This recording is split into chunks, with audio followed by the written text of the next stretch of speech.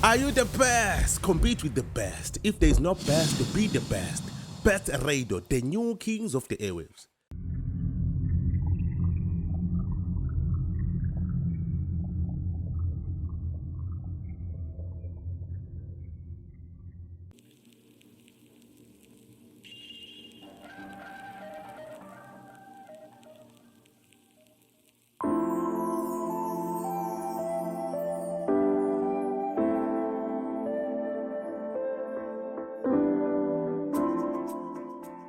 Mahewu Podcast. Thank you so much for tuning in and thank you so much for following us. Igama lami nguMahewu Mbatha. Umthiya usontshekazi ogumbi lamagwala lasethethe nesandla mina ngiyena. Umfana ngawudla fish lo, kodwa khona uthanda ama fish and chips. Ufana ngenyama yenkukhu, kodwa khona uthanda ikheda. Ke ngithanda ngakhona ngithanda njengoshukela ngukhotta part. Mina nani sifana nefone neSIM card engizokwazi ukuhlukanisa nanoma ekanjani. Bafethu, abantu abaningi la ngihamba khona ngithi nguMahewu bethi niye man, niye. Sicela ukuthi usiphe nelinye igama lakho okay bafethu. Igama uthi Mahewu, it's a name that I use for a stage name or for whatsoever engisebenzisayo nje. It's not the name le elikhona khona bebhayisini, but the name, my real name is Nkosinathi. Ngenza lishe lesibili imithi name ajayele ukuthi libe kahle. Yes, so namhlanje bafethu ngizohlangana noMashe usuka leso umnyama nokanqengelele bathi umnandi ngamondi.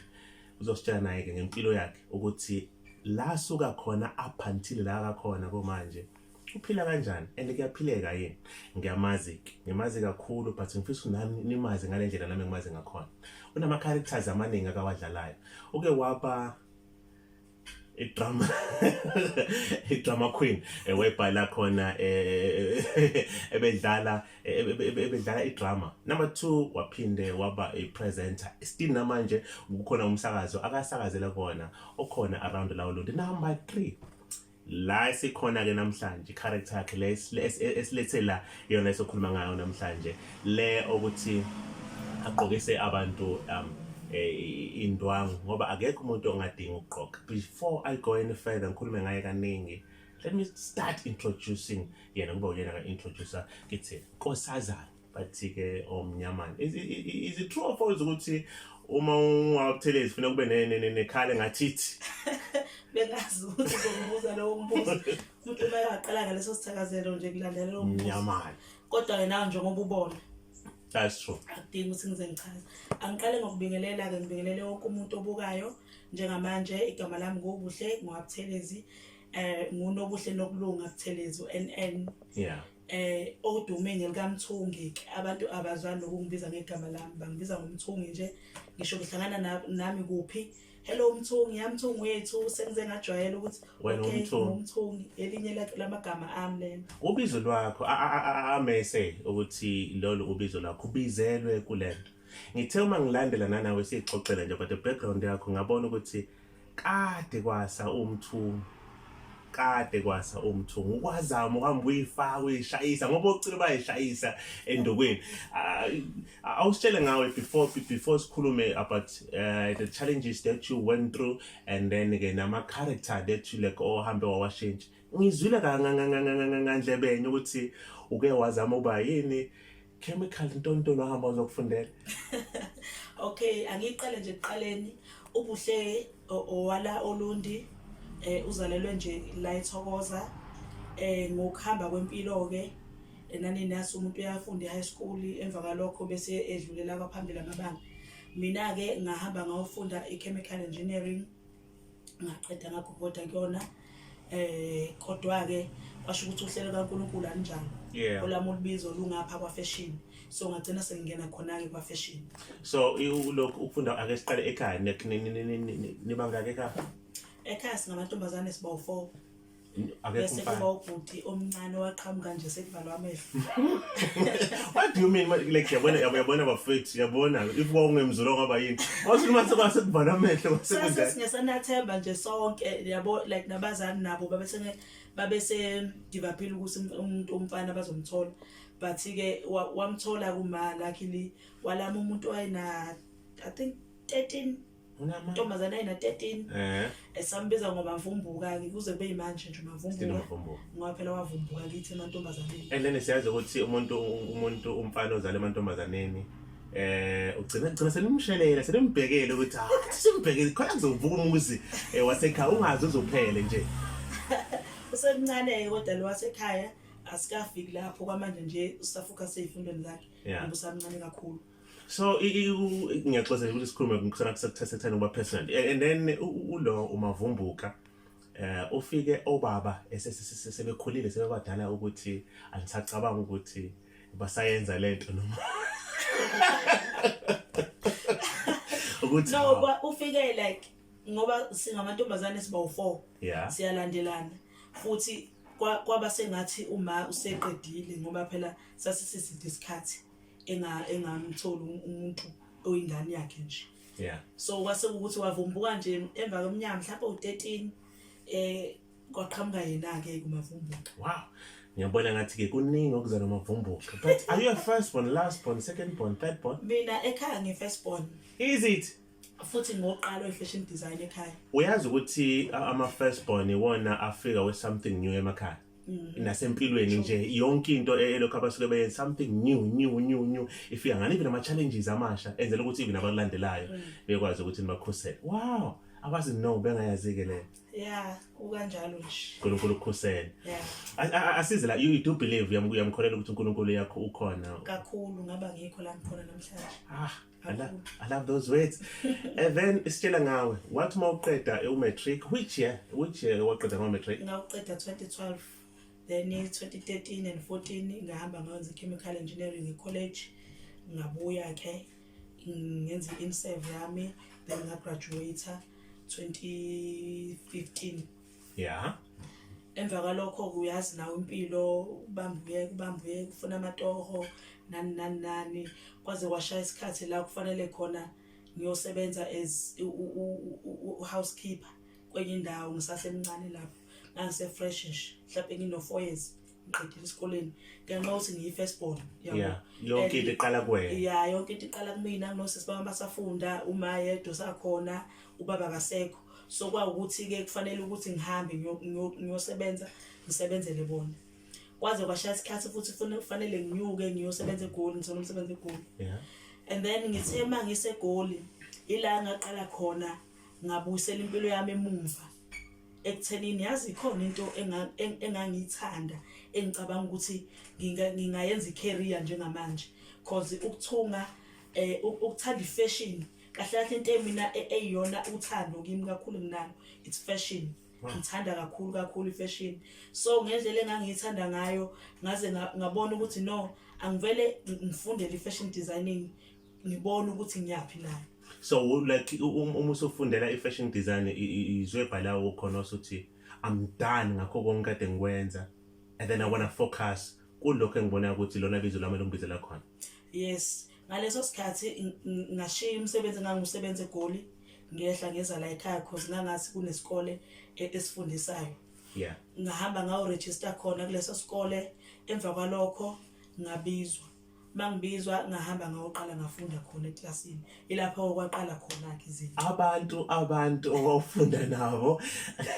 I heard some stories ngizwile ukuthi abantu ofunda nabo abantu engangifunda nabo ngingasho nje ukuthi babe ngiphelezele mina ngoba uma sihlangana nabo nje bahlukene abanye baseyitolo abanye benza ubuhlalu abanye amaphoyisa yabo nje sihlukene umina ngedwa owakwazi ukuqhubeka nefashion and okunye futhi uthisha owayengifundisa kwakuyena wayesifundisa wayekholelwa kakhulu kumina eklasini insajeyo ukuthi wayehleze ngenze isibonelo ukuthi ukhona kodwa ozophumelela la eklasini and ezebuza ukuthi uba loyo iklasi lonke lisho ukuthi umashele yabo nje so ngabona lapho ukuthi yazi ngisendaweni eright uthanda the right path ngabona lapho ukuthi ngichoose kahle lento yami. Yabona lezi it's so interesting nanami iziyangithinta uye first bona kokuqala and then express ama challenges lokho ukufundele not knowing owazi kahle ukuthi kunemali because I know ukuthi inemali lo hamba ukufunda wazogogodela and then wawuthola umsebenzi wakho angaze ngize nguthola umsebenzi wakho and I think uNkulunkulu wakwenza ngamasibomu lokho because kube ngawuthola umsebenzi wakhona ngabe angikwazanga ukuvumbulula ukuyibheka mina ukuthi uthando lami lungaphi, ngaba ngisithola ngesikhathi sokuthi ngicabanga ukuthi ikhona into engiyithandayo engaphakathi kimi okufanele ngiyikhiqize. Ubone njengembali, njenge-perfume, ukuthi mawuyifuthe wena kufanele inukele abantu, kodwa wena ungayizwa wena yabo. So kwaba yilokho ukuthi khona lento ekumina ngaphakathi kufanele ngiyikhiphe iye kubantu. So meaning you did have the time or your time ukuthi uhlale kube uwe, you yourself nawe uhlale noma u3 phansi nithi sengikwenzile konke, sekwenzakele konke, and then I want to know me ukuthi ikona kuphi ngifuna. Finally you just find it at the early stage. uNkulunkulu wakubusisa ukuthi uthole at the early stage webhala usengakwazi ukuthi ngingabuyela. Ayikho into ebhlungu nje ukubona. Ngiyaxolisa ukuthi ngikhulume ngabantu abadala abafika awutake sebebadala ukuthi babezelene emhlabeni njengogogo 60 lo. Ngiyambona. Wacula ingoma wathi mase duma and then washona. Kwase late. But when you find it at the early stage ukuthi this is you and then this is your calling. Asibuyele emuva webhala la khona usuzele khona. Ngifuna ukubona lokho ama reflection from manje nangesikhathi ulokhu usuzalika useyingane ukuthi ikona kuphi okwenza useyingane, not knowing ukuthi lento engiyenzayo ingakwazi ukuthi ngithathe ngigcine sengilasi la sewukhona uthi uyazi ngangakwenza but ngangayitshela ukuthi ngizogcina ngimthungo kanje. Kuningi engangikwenza as ingane okwakukhombisa ukuthi uthando lami likwa fashion, ukuthi ke mawuseyingane awunakile ukuthi ubani ukubona ngoba usumdala ukuthi hayibo lokho ngangikwenza ngoba njengokuthi nje mina uMasigcozi ngawuyeka ukudlala sengimdala kakhulu. Ngenxa ukuthi into engangiyithanda kuMasigcozi ngangithanda ukuthi ngithungele izingane lezi ezincane sithathe idwedwe bona, ngithungele izingane ngihlanganise ngiyigqokise. Emva kalokho ngiyocreate imishado ngithi kuyashadwa, ngithatha oplastiki ngikhanda amaveli ngikhanda ama-wedding gown ngoplastiki ngibagqokise, ngikhanda amabheshu ngikhande whatever, ngikhande ngama-cardboard, yonke into ngangithanda nje lokho. Yona into engangithanda nje kakhulu ukuthi mangibuye esikoleni ngiyazi ngisayodlala imizi, and then uma uyodlala imizi uzofika uyobagqokisa bonke. Yes, ngiyocreate imishado, ngiyocreate yonke into ukuthi kuyashadwa namhlanje soqoqa ukuthi ngangize ngenze ngisho color of the day, ngithi namhlanje sizogqoka red and white, siyophuma ke sicinga oplastic aba red and white siyoze sibathole ngenze lento engiyifunayo. But this time around you just found it ukuthi it was your calling. Yeah. And then uzizunjani nje kumanje ngenze ngisho ukuthi awunalutho, but you are a millionaire. Your mind kuthiwa umuntu uyibulala yena, and then uma sekufe umcabango wakho of making millions, meaning nawe suke sewufile usuphelele kufa. Wow, mina ke ngangikuzonda ukuba ubani isigebengu lokuthi siyangena ngithi ngiyafika ngifuna ukuzolala labantu vele bethi Thixo sekuyakhiwa njalo awusangeni. Abanye badla i-character of uba yiqhude kusukela up until akazange azashada, akazange azathiwa ke sesiyathandana sesiyalala. Let's go forward. The challenges that you faced. Yes. Manje ke ngoba usuqalile ake siqale usuqedile isikole lapho ufunda khona, ufundela your dream, ufundela ilokho ukuthunga. And then what what next? Kwenzakaleni if usuqedile? Because it took about a year, right? Yeah. And then the second year wenzani wena ke? Emva kokugraduate esikoleni lapho engangifunda khona eNdonsa sasinikezwe imishini esasiphuma nayo. So ngaphuma nalo mshini ngayohlala ekhaya. Sacabanga ukuthi ngenze njani. Kukhona ke labo nalabo abaziyo ukuthi ngifunda abangisupportayo abazothungisa. Kwaukuthi nje kwamnyama ukuze kuthiwa uma sekuzokhanya kubamnyama kakhulu.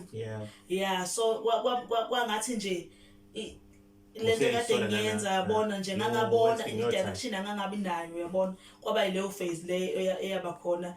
Ngiyakhumbula nje ngelinye ilanga ukuthi ngangisele ngedwa ekhaya, ngafila ngistuck ngalendlela ukuthi ngabona kumnyama, ngabona kumnyama kube kukhanya kusemini ngendlela engazizwa ngesitake ngakhona.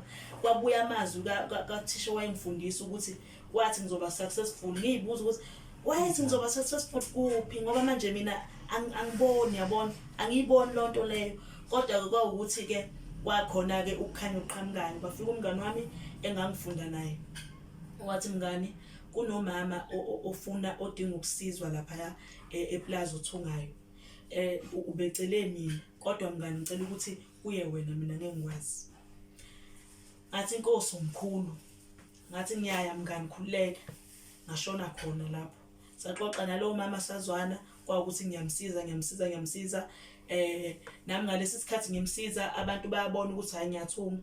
Same mngani waphinde futhi wafika wathi mngani, ayekela ke manje lapho kunethenda engiyitholayo engifuna ukuthi sisebenzisane. Nakhona lo mngani ungikhetha kubo bonke laba sasifunda nabo ngoba azi ukuthi ngangimisele kangakanani esikolweni, uyathi ulwazi ngalincela kangakanani esikolweni. So waseyangithuza ukuze asambe nisosebenza sayempangeni. Ngaleso sikhathi sasihlala elodge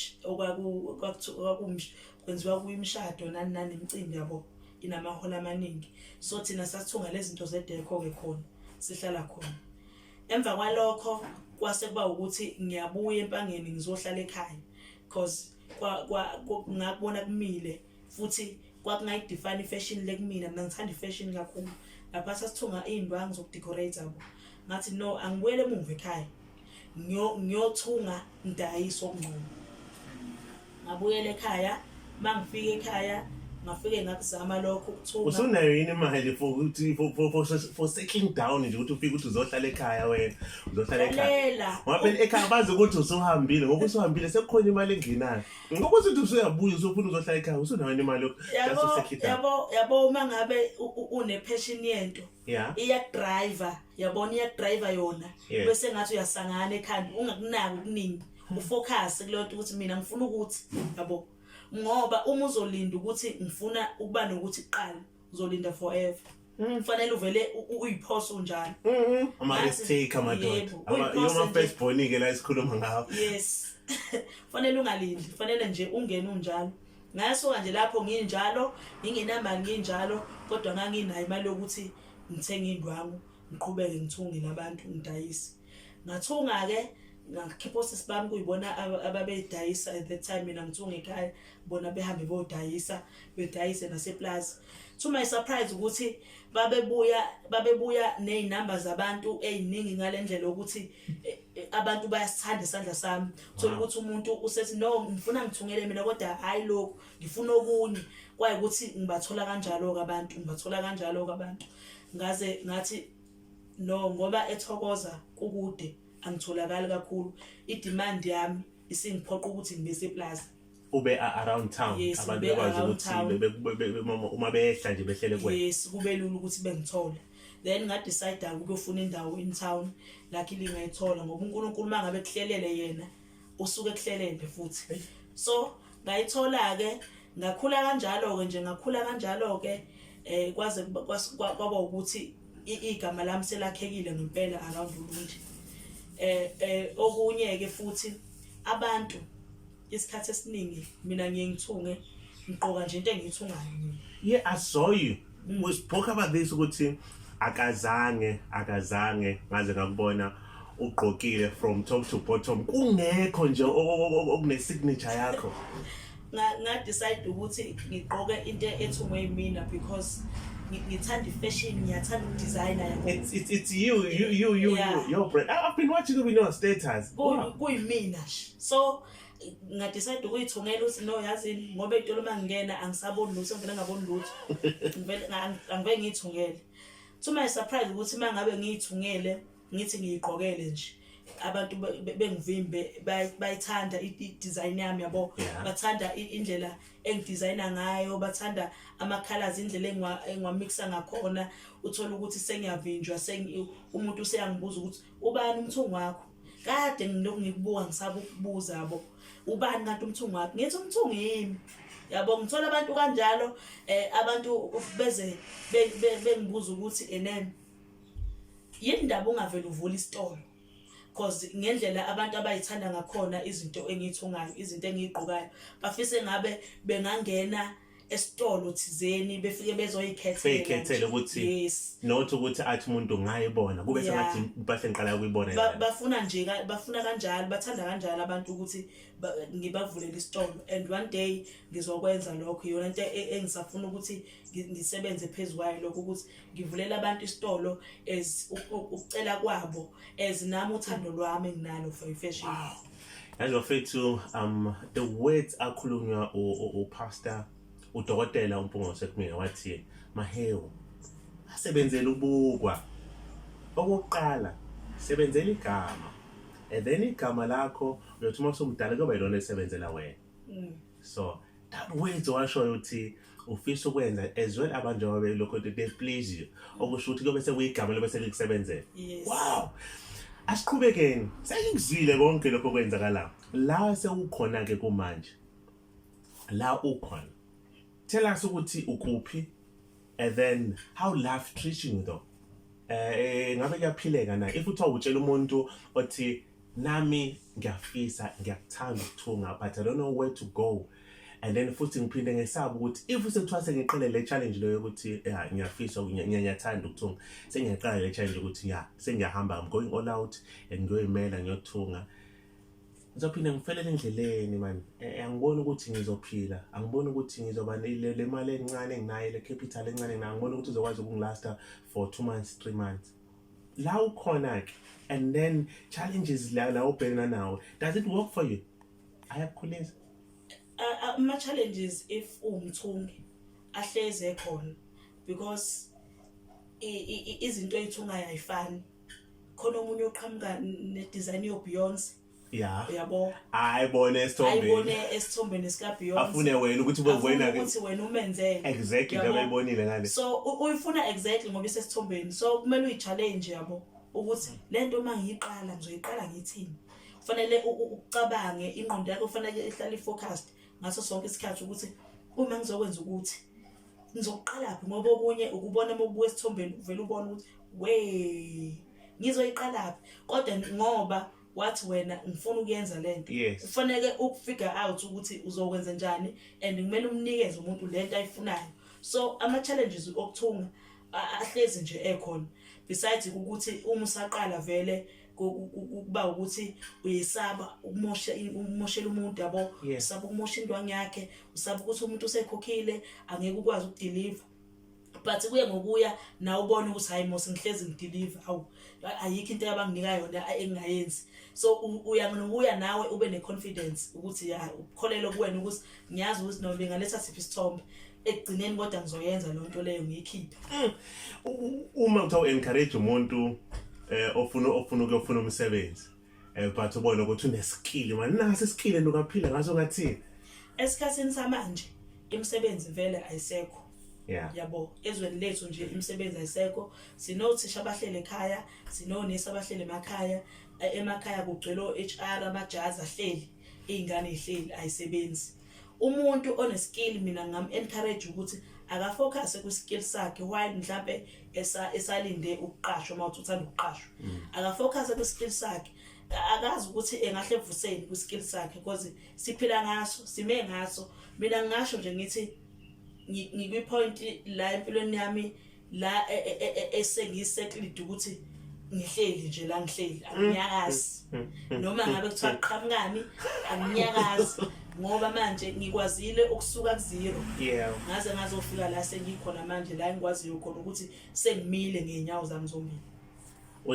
Uthi akazange wazambona umuntu oyimillionaire, akazange wazambona umuntu ophethe imali engange-million, and then this is you having an idea that worth even the billions. Yes. Wow. And then lena uyasho ukuthi ungaphila ngayo. The way forward from now, ngoba usula, you have your own office, une office lakho. Yes. La khona abantu abafika khona bezokala khona bezothunga khona. And then the way forward to into soyifisa manje ukuthi sengathi ngaze kube khona isitolo lesi esizoba khona nempahla zakho, umuntu afika ayikhethele khona. not ukuthi ufike ne-idea ukuthi mina ngifuna ufike uyibonela ukuthi na wangathi lena le idea ngiyayithanda, then I want to choose this, I want to choose that, and then what is the next challenge that office ukuthi uphinde futhi ufisana, because Tina, if umuntu having an idea, but kube khona njalo kube khona something new. What is another level ofuna ukuyi-reacha ngaphandle kwalezi zo2? Enye ilevel engifisayo ukuyi-reacha, mina ngeke ngingasho ukuthi engifisayo, ngithi engizoyi-reacha. Ngiyafisa ukuba ne-bridal shop where nginezinto ezithinta umshado wonke. Uma ngithi umshado wonke angibali kokugqoka kuphela, ngibala venue yokushadela, ngibala decor, ngibala yonke into. Yonke into ukuthi ngiyafisa nje ukuba nendawo ekanjalo ukuthi umuntu yonke into uzoyithola kumina. Ngisho ngabe kuthi ufuna imvunulo uzoyithola kumina, ngisho ngabe kuthi ufuna i-wedding venue uzoyithola kumina, ufuna into zabakhaphi zabakhwenyana uzoyithola kumina. Ngifuna nje ukuthi ngibe yikhombo umuntu ayithole yonke into kumina. That's my end goal.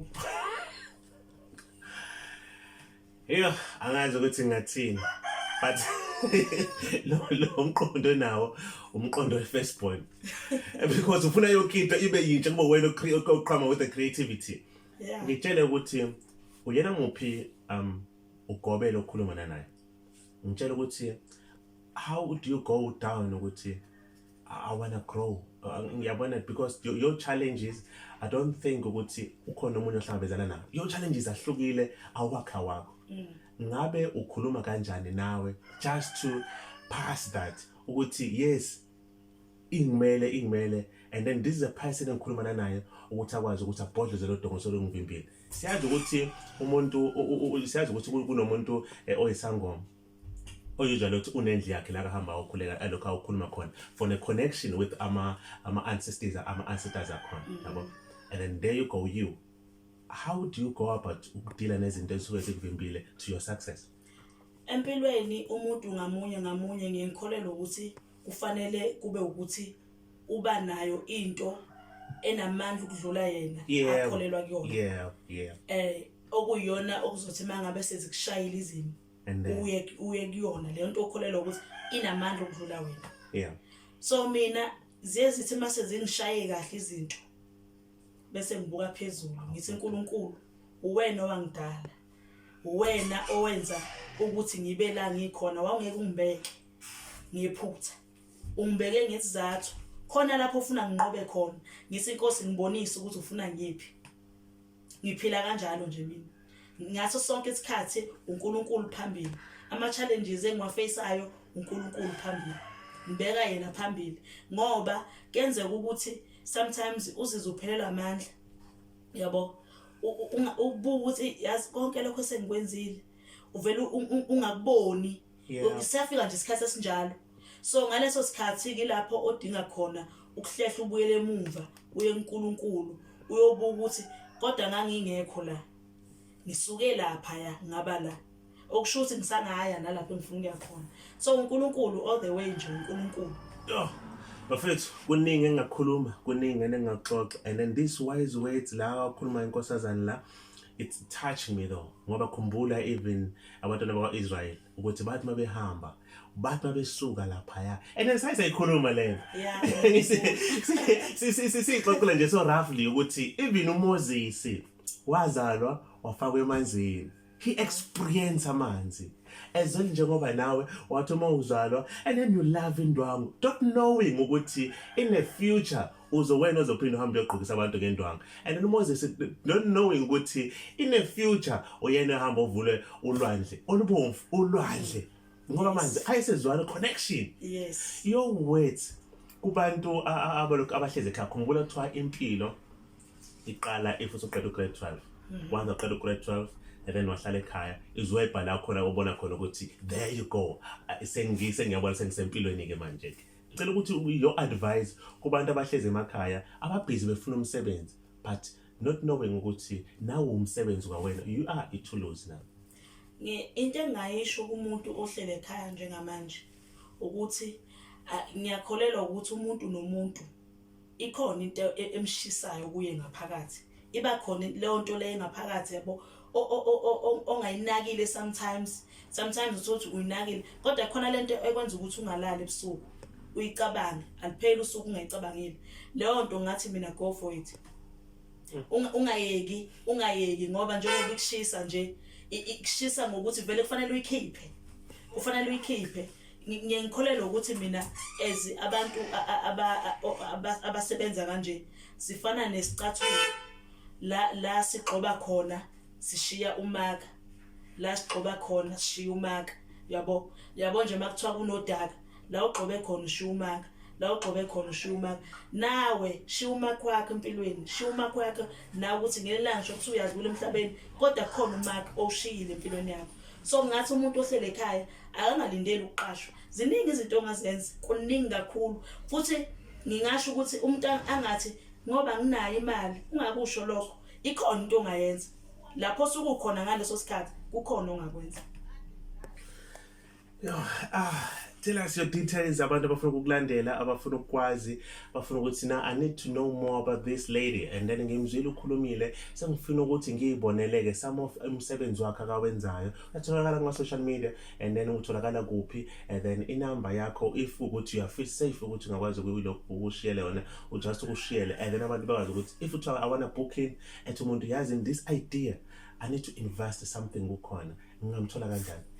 Ubuhle uyatholakala kuma social media uyatholakala ku Facebook unobuhle nokulunga Buthelezi oclear nje unobuhle nokulunga Buthelezi ku Facebook then bese ngiyatholakala ku WhatsApp ku 072 053 7189 Awuphinde nami 072 053 7189 bazokwazi ukuyibona lapha phansi and then do you have a page? Ngine page Buhle Design ubhala BOO/Slay Designs. Awuyifi ngogcina. It's BOO. Leli gama liqhamuka leli gama lijwayelekile liqhamuka leli gama leli. Lithi Buhle. Oh Buhle. Buhle. Uyakwazi ukuslay ukuthi yini? Slay. So ngithathe inhlamvu embili egameni lami zokuqala. Yeah. Ngathi Buhle because konke la ngiqhamuka khona abantu kumele beslay. Abantu kumele bebe bahle. Ntombazana. So yeah, that's why ngachoose lelo gama lelo. Ngiyazi le tricky and abantu abali understand. Ngaso sonke isikhathi kumele ngilichaze. Then ngokusebenza ke ngitholakala in town erenke entsha shop number 16 next to distance irenke distance. Yes kulezo zindlu ngitholakala lapho Monday to Saturday ngihlala ngikhona. Bakithi la khona nje benibona khona iZululand Studio TV la khona nje benibona khona iBest Radio naye lona just one of our sagas ngeke ngisho ukuthi abakubi because ngiyamuza ndeweya lokho akafulwa ngakhona ukuthi lento le iyaphila so uthi respect to the community and effect back to the community iyona ndlela ke enza ngayo iyona le easy leyo ukuthi uzukwazi ukuthi ibe nasemsakazweni and thank you so much guys for following us thank you so much for loving us and thank you so much for showing us the love that you showing us and then mfuna kumlandeleni bafethu mfollowing share lapha renke entsha ushila into kahle renke entsha mawuze le renke entsha le zofika ukwazi ukumthola we love you we do love you and then danko siyabonga.